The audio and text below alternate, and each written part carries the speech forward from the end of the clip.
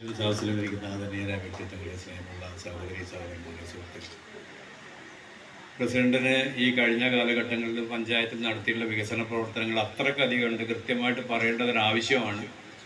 പക്ഷേ എനിക്ക് അത്യാവശ്യമായിട്ട് 10 മണിക്ക് ട്രെയിന് ഷൊർണൂരിൽ നിന്ന് പുറപ്പെടും. ഒരു മിനിറ്റും ട്രെയിന് ആരും കാത്തുനിന്നില്ല.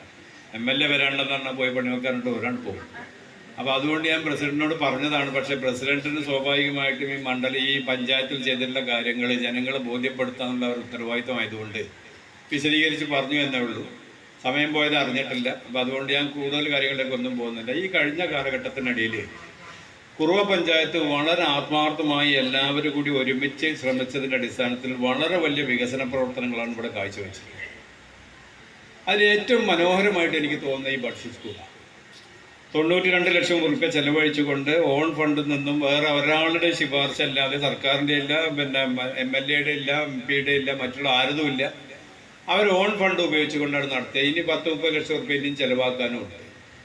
ഏകദേശം 254ഓളം കുട്ടികൾ ഇതേ രീതിയിലുള്ള ഇതിൽ പഠിക്കാൻ യോഗ്യരായിട്ടുള്ള അല്ലെങ്കിൽ ഇതിൽ പഠിക്കേണ്ടതായ കുട്ടികൾ 254ഓളം നമ്മുടെ ഈ പഞ്ചായത്തിലുണ്ടെന്നുള്ളതാണ് ദുഃഖകരമായിട്ടൊരു സ്ഥിതി. ആ കുട്ടികൾക്ക് നമ്മളല്ലാതെ വേറെ ഒന്നും ചെയ്തു കൊടുക്കാൻ കഴിയില്ല.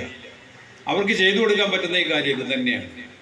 അപ്പോൾ ഏതായാലും വളരെ മനോഹരമായിട്ടുണ്ട്. വളരെ സന്തോഷപൂർവ്വം ഞാൻ ഇതിൻ്റെ ഔപചാരികമായ ഉദ്ഘാടന കർമ്മം നിർവഹിക്കുകയാണ് നിങ്ങളുടെ എല്ലാവരുടെ അനുഭവത്തോടു കൂടി. ഇവിടെ പ്രിയങ്കരിയായ പ്രസിഡന്റും അതുപോലെ തന്നെ മറ്റുള്ളവരൊക്കെ ഈ കാര്യങ്ങൾ വളരെ വിശദീകരിച്ച് ഇനിയും സംസാരിക്കുന്നുള്ളതുകൊണ്ട് അതിലേക്കൊന്നും ഞാൻ പോകുന്നില്ല. ഞാൻ പറഞ്ഞ പോലെ എനിക്ക് അത്യാവശ്യമായിട്ട് പോകേണ്ടതുണ്ട്. ഇപ്പോൾ ഞാൻ ഇന്നലെ നമ്മളെ കുറുവ പഞ്ചായത്ത് തന്നെ 15 ലക്ഷം ഉറുപ്പ്യയുടെ ഒരു കടാര റോഡ് അവിടെ ഉദ്ഘാടനം ചെയ്തു. വളരെ മനോഹരമായിട്ട് ആ റോഡ് ഉണ്ടാക്കിയിട്ടുണ്ട്. അപ്പോൾ അത്യാവശ്യമുള്ള എല്ലാ കാര്യങ്ങളും ഈ സാമ്പത്തിക ഞെരുക്കത്തിനിടയിലും പഞ്ചായത്തും നമ്മളെല്ലാവരും നടത്തിക്കൊണ്ടിരിക്കുന്നുണ്ട്. സാമ്പത്തിക ഞെരുക്കം നമുക്കൊക്കെ അറിയാം. വളരെ സാമ്പത്തികമായിട്ട് വളരെ പ്രശ്നമാണ് ഇപ്പം ഇന്നത്തെ ലോകത്ത്. നമ്മളെ കേന്ദ്രത്തിലും ഫണ്ടിൻ്റെ കുറവുണ്ട്, കേരളത്തിൽ കുറവുണ്ട്, പഞ്ചായത്തുകളിലൊക്കെ കുറവുണ്ട്. നമുക്ക് കിട്ടേണ്ടതായ സംഖ്യകളൊക്കെ വെട്ടിച്ചുരുക്കുന്ന ഒരു സ്ഥിതിവിശേഷമുണ്ട്. അപ്പോൾ ഏതായാലും ഉള്ള സംഖ്യ കൊണ്ട് എല്ലാവരും ജനങ്ങളുടെ ഇടയിലേക്ക് എത്തിക്കാനുള്ളൊരു വലിയ ശ്രമമാണ് നടത്തുന്നത്. ഒരാളും പറയുന്നില്ല ഇവിടെ ഞങ്ങളെല്ലാവരും തല്ലുകൂടി കണ്ട് ഇവിടെ വികസനം നടക്കുന്നില്ല. നിങ്ങൾക്ക് തോന്നിയിട്ടുണ്ടെങ്കിൽ അതില്ല. ഞങ്ങൾക്കൊക്കെ തോന്നുന്നത് ഇവിടെ നല്ല വികസനം നടക്കുന്നുണ്ടെന്നുള്ളത് തന്നെയാണ്. ഏതായാലും ഇനി അതിന് മുന്നോട്ട് പോട്ടെ എന്ന് മാത്രം പറഞ്ഞുകൊണ്ട് ഈ വൈകിയ വേള മറ്റുള്ള കാര്യങ്ങളിലൊക്കെ ഒന്നും പോകാതെ സലാം മാഷും അതുപോലെ തന്നെ ഈ പ്രസിഡന്റൊക്കെ എന്നോട് 2-3 ദിവസം മുമ്പ് തന്നെ നിർബന്ധമായും 10 മണിക്ക് എത്തണമെന്ന് പറഞ്ഞിരുന്നു.